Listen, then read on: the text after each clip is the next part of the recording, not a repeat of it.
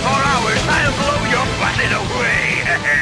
The battle has just begun! Hello, and welcome to the RobotnikIsSexy show for the first prepared NU upload for my actual Pokemon Showdown playlist. I've done a couple of Showdown lives that dealt with PU with Hotshock, and those were both really fantastic. And if you had enough time to watch them all, then good job, you get a cookie. But now, well, these are some nice matches I had with a team that Hotshock and I developed, but then I developed it further. It used to have Barbaracle in it, and it used to have Jinx in it, but I just completely changed the team altogether and made its focus on Malamar, because, hello, freaking Malamar, my favorite Pokemon ever, is NU. So having a team framed around it is perfect.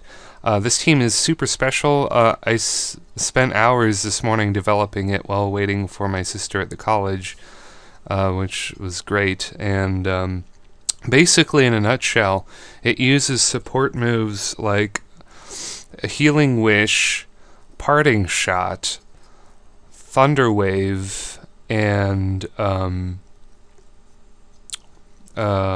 was the other one?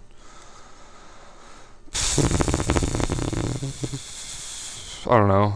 I think there's one other one, but it uses support moves like that to help Malamar sweep, because Malamar is really susceptible to status, because he, I don't know, he's pretty bulky and he's pretty much a burn magnet, so having Healing Wish to fully heal all the HP and the burn is really great, especially if Malamar has gotten a sweep earlier on. Then you can fully heal him, and then he'll be ready to sweep again. The Audino that Hotshock and I were using, and I used it this morning, it originally had Wish and Protect and Heal Bell and really standard stuff like that. But I just found through play that I just never had an opportunity to whip out any wishes. That the NU meta is really offensive, and having a traditional cleric just doesn't work. So I've got a really oddball Audino set with Thunder Wave, Knockoff, a Healing Wish, and Thunder Wave, Knockoff, Healing Wish, and jeez, blanking out. Yeah, we'll probably run into it. Anyway, that's a slight bit of a team preview. You don't really know what the team's like, but all you need to know is it's Malamar team, so let's go for it. I'm going to fight Mrs. Monopoly, and wouldn't you know it, I'm going to miss Stone Edge on the first turn against my correctly predicted lead, which is Chatot, who is way too good for never used. There are only a couple Pokemon I think shouldn't be never used, and I think Chatot is one of them, because Boom Burst and Chatter and Nasty Plot, those are three tools that are really overpowered. I'm gonna go in with Lorenzo here. Lorenzo is max special defensive bold, and his name is Lorenzo. I did eventually nickname all the guys. They have really great nicknames. I'm planning on making this team in-game. I only really have to breed a couple guys. It's going to be fantastic. So I'm going to set up Trick Room. That's the last move. It has Trick Room. This team has a bit of a Trick Room element. I went with the bulky Adamant Trick Room Malamar, and it actually works out stupendously. So I'm going to Healing Wish and get myself a free switch. And Trick Room is up. And I've noticed that he doesn't have Flame Orb on his Sigilyph, which is another Pokemon that probably shouldn't be never used. But actually, Malamar checks it really nicely if it doesn't have a Flame Orb. Because the only attack it has clearly is a Psychic move, and I am immune to Psychic, so I'm just going to click Night Slash until he dies. Until I get a critical hit right here, because Night Slash does have a high critical hit chance, and that's great. And I was able to paralyze the Chatot, which is actually really fantastic. It might seem a little counterintuitive to have Trick Room and Thunder Wave, but it just kind of comes down to what their team is like. If they have a lot of electric and ground Pokemon or something that I can't Thunder Wave, Turkey is probably better. But if they have all these Pokemon that are really susceptible to Thunder Wave, you might as well just spread that Thunder Wave, because Thunder Wave lasts forever unless they have a Cleric. And usually the Clerics stick out like a sore thumb. Here's another Pokemon that used to be NU in Black and White before it was banned, Mespirit. Its stats are really high. Here's Fuck King. That is a homage to the Fire Red Game Grumps playthrough. They have a Vileplume named Fuck King. And it is just modest max special attack with Assault Vest, and I'm gonna get blown away by a Life Orb powered Refrigerate return from this Dinosaurman. Now Lorenzo is going to come in. He's going to skillfully dodge the Stone Edge, which is a little bit of a hack's justice because I missed the Stone Edge, which would have killed Chatot in the first turn. But look how much damage Stone Edge did when it was burned. It almost did half. I looked it up. That dinosaur guy, Aurorus, has like 77 attack. It isn't really that much. I know this Torkoal doesn't have any defense investment. It just runs off base bulk defense. But yeah, damn, that I never expected that Aurorus to ever be a problem. So yeah, this team is very bizarre. I made a post about this on my Facebook. It's very bizarre to me that this team functions really, really well without having a water type, because that's just always been like a really common ground rule for team building. Always have a water type. Always, always, always. But I found that when I had rock water types like Omastar or Torterra, or oh, what the fuck is that? 5th gen turtle fossil guy, I forget his name. The team was walled by Weezing, because Weezing is used a lot. So having a fire type to absorb, or basically just block Weezing is nice to have. So this is going to be the first match, and all of these matches are really fantastic. I saved like probably 20 to 30 replays, but I probably won't even show any of them, because I think these last 3 were the best. And yeah, without further ado, let's go. I'm going to lead with Ninja Panda. He's going to lead with Camerupt. I'm going to be down here. I'm going to go with this Choice Scarf Parting Shot. I should probably mention that that is a Jolly Max speed and attack. Choice Scarf, Pangoro got the idea from Necrostevo. It's actually really, really, really good idea, because he has just high enough speed that if you max it out, give it a 1.5 boost, it's gonna do great. So here's the classic NU Pokemon of Rizzion. Everybody remembers him in NU, right? Definitely overpowered, but Malamar is able to take the close combat even after giving it an attack boost, which is fantastic. So Lorenzo is back in. He's gonna spin those rocks. Feraligatr is doing what it does. He's gonna go for Waterfall. This is kind of a brain fart here.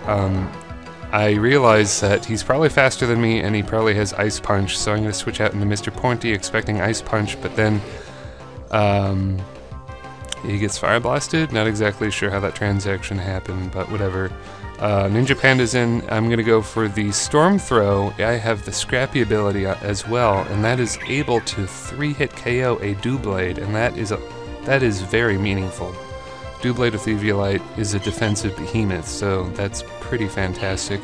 And because he's Choice Scarfed, I'm able to 2-shot the weakened Siglif with Storm Throw, and that's fantastic. Lorenzo is unfortunately going to be Death Fodder here, and because I can't afford Feraligatr to set up at all. Ninja Panda is going to go for that Choice Scarf Parting Shot, going to maybe, and now I'm going to start setting up. Because of the attack drop, I can live the Waterfall comfortably. I know he's going to Sword Dance, so I'm going to Thunder Wave. I was a little afraid of the Dragon Dance, actually, but Sword Dance is even better for him.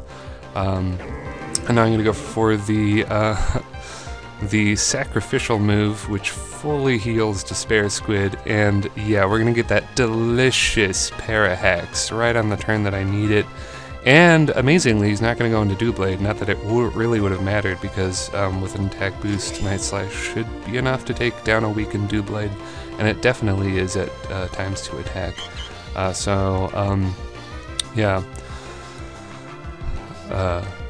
Malamar. I think I kept, either it was this match or another one where I kept predicting Audino to use Protect and stall out Trick Room or stall out anything, so I kept switching out on Audino, but yeah, he's really back in a corner there, and he's going to show me his only attacking move, which is Knockoff, which actually gave me the idea to give Knockoff to my Audino, because Knockoff is broken. So yeah, that's a really ass-backwards moveset of Healing Wish, Thunder Wave, Knockoff, and Trick Room, and just max special defense. So here's the last match. It's against Sput, and this guy's got a team that is hilarious, to me anyway. He's gonna lead with Crikey, and I'm gonna go for Choice Scarf Storm Throws, predicting the Stealth Rock. I'm just gonna try to do as much damage as I can, but bulky defensive Frogman is just too bulky. Now he's gonna switch into Wanka, and I'm gonna switch into Lorenzo, of course, who got a spot on the team. It was originally in the team that Hot Shock and I created, but then I replaced it with something else. But then when I noticed that Wheezing was giving me trouble, Lorenzo is back on the team. And I just gave it Yawn too, so it's a very standard moveset, except for the fact that it is max special defense. So I'm going to put him to sleep, spin the rocks. Now I can switch out into Despair Squid.